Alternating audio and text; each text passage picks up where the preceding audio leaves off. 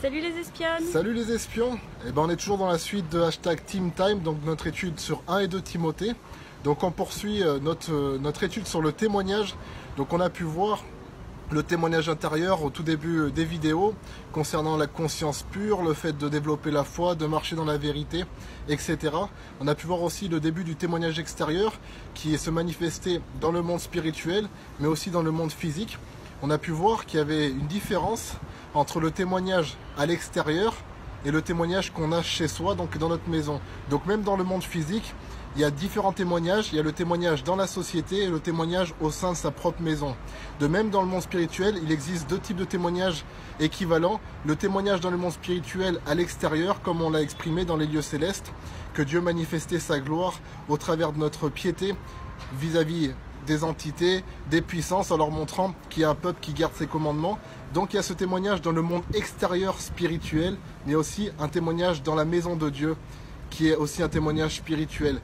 Qu'est-ce que la maison de Dieu? Paul dit à Timothée qu'il lui donne ses instructions afin qu'il sache comment il doit se comporter dans la maison de Dieu, qui est l'église du Dieu vivant, la colonne et l'appui de la vérité.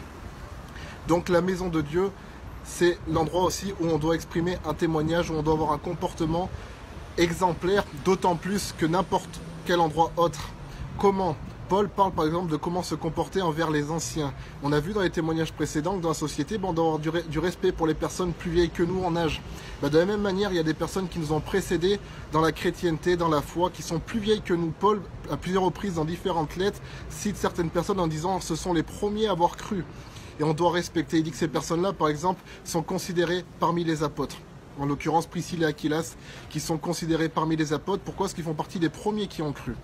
Et nous-mêmes, en tant que jeunes, en tant que disciples, on doit aussi respecter ceux qui nous ont précédés dans la gloire, ceux qui, bien sûr, sont partis déjà auprès du Seigneur, mais ceux qui, encore présents sur terre, avancent avec le Seigneur depuis bien plus longtemps que nous. On doit leur témoigner un respect particulier, on doit leur parler avec douceur. Lorsqu'on est en désaccord, on peut reprendre, mais avec une grande douceur, avec parcimonie aussi, c'est très important. Ça aussi, pourquoi? Pour que la maison de Dieu soit, administrée dans de bonnes conditions. C'est l'endroit où l'exemplarité est vraiment requise par excellence. Aussi, il parle des rapports qu'on a avec le sexe opposé, avec en l'occurrence, moi je suis un homme par exemple, avec les jeunes filles de mon âge ou aux alentours. Il dit qu'on doit avoir un rapport avec vraiment de la pureté, qui doit être exemple vraiment où toute la pureté doit vraiment se ressentir, qui ne doit pas avoir aucun sous-entendu. Et c'est pour ça que j'invite la jeunesse d'aujourd'hui à vraiment agir de manière exemplaire dans la maison de Dieu, même quand on s'amuse, les câlins, etc. Ça n'a pas lieu d'être dans la maison de Dieu, on doit agir avec pureté pour démontrer qu'ici c'est une maison saine, c'est la maison de la sainteté. C'est même pas le lieu saint, c'est le lieu très saint, c'est là où Dieu se manifeste en personne, c'est là où le Saint-Esprit réside. Et on doit vraiment avoir un comportement exemplaire dans nos rapports les uns avec les autres, donc avec les personnes plus vieilles, avec les personnes de nos âges, notamment avec le sexe opposé. C'est vraiment important.